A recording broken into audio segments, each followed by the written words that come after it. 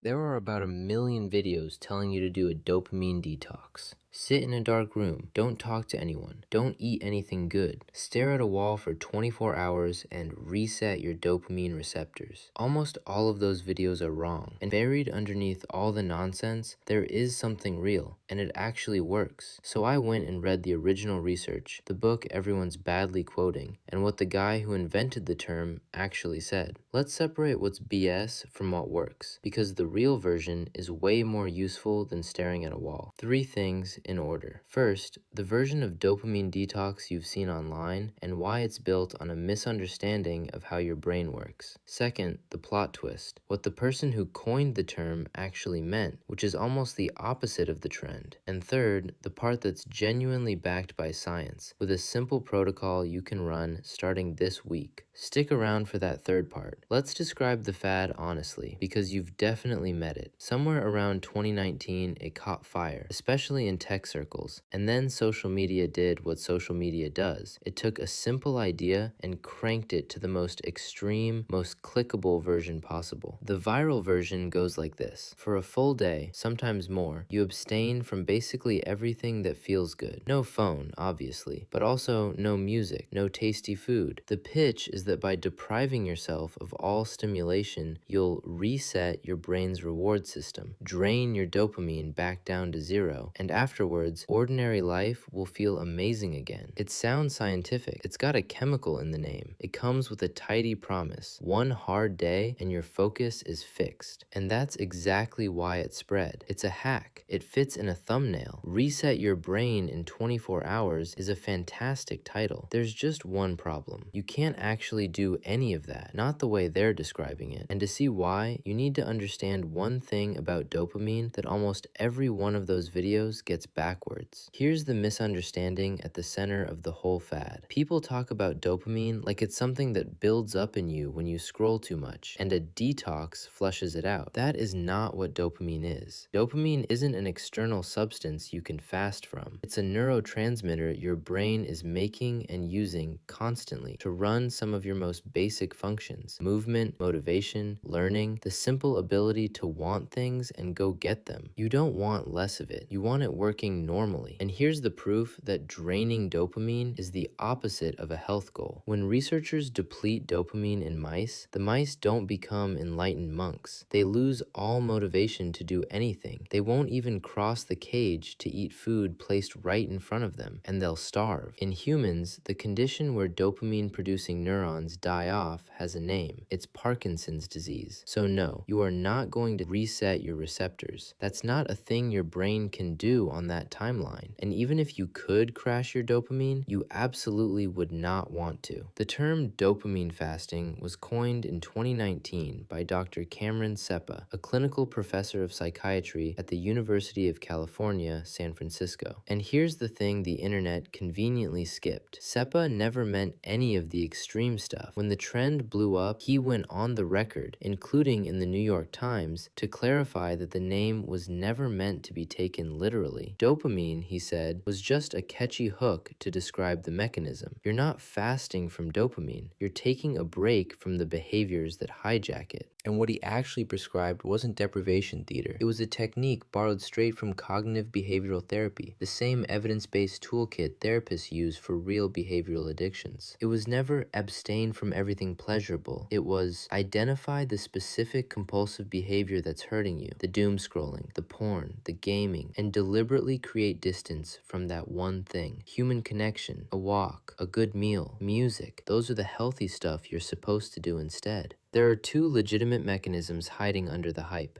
Mechanism 1, stimulus control. Instead of trying to willpower your way out of a compulsion, you change your environment so the compulsion is harder to reach. You don't sit there white-knuckling the urge to check your phone, you put the phone in another room so reaching it costs effort. Decades of research on addiction back this up. Remove or restrict the trigger and you stop relying on a willpower tank that's already empty. Mechanism 2, the pleasure-pain balance. This comes from Dr. Anna Lembke, a psychiatrist at Stanford and the author of Dopamine Nation, and it's the part that explains why modern life feels so flat. Picture a seesaw in your brain, with pleasure on one side and pain on the other. Every time you get a hit of quick pleasure, a scroll, a snack, a notification, the seesaw tips to the pleasure side. But your brain hates being tipped. It wants balance, so it pushes back. It drops little weights on the pain side to level things out. Here's the trap. If you keep hammering the pleasure side all day, every day, your brain keeps stacking weights on the pain side, and it leaves them there. Eventually, the whole seesaw is permanently weighted toward pain. That's the flat, anxious, nothing feels good anymore state. You've borrowed so much pleasure up front that you're living in the debt. And the fix is real. It's just nothing like a one-day stunt. Lemke has her patients abstain from their one specific compulsion for about a month. Not everything, not for an afternoon, one thing, roughly 30 days. Long enough for those weights to finally come off the pain side and the seesaw to level out. After that, ordinary things start feeling good again. That's the actual reset everyone's chasing, and it takes weeks, not hours. So here's the honest protocol. 4 moves. 1. Pick one compulsion, not all pleasure. Be specific. What's the single behavior eating your attention and leaving you foggy? For most people, it's one app or one category, short-form video, a game. You're targeting that. 2. Add friction to it. Log out. Delete it off the phone. Use a blocker. Put the device in another room during work. Make the compulsion take 30 extra seconds to reach, because 30 seconds is usually all it takes for the urge to lose its grip. 3. Surf the urge instead of obeying it. When the craving hits, and it will, don't treat it as a command. Just notice it. There's the urge. Watch where you feel it in your body. Let it rise, peak, and pass without acting. A craving is a wave, not an order. Ride out enough of them and they get quieter. 4. Give it weeks and replace, don't just remove. A weekend won't undo months of overload. Think in terms of a few weeks and fill the gap the compulsion used to occupy with the slower stuff your brain actually recovers on. A walk without earbuds, real conversation, something mildly hard like exercise. You're not punishing yourself. You're letting the seesaw level out. That's it. One compulsion, more friction, surf the urges, give it weeks. It's less exciting than reset your brain in a day. It's also the version that's true. If you want the 4 steps as a one-page protocol you can actually follow, it's in the free focus system linked below. And since most focus hacks online are exactly this kind of repackaged nonsense, I did the obvious next thing. I ranked every popular focus method by how much real evidence backs it up. Dopamine Detox is on the list. So is your favorite one. That video's right here. The truth is less sexy than the hack. It's also the only thing that works. See you in the next one.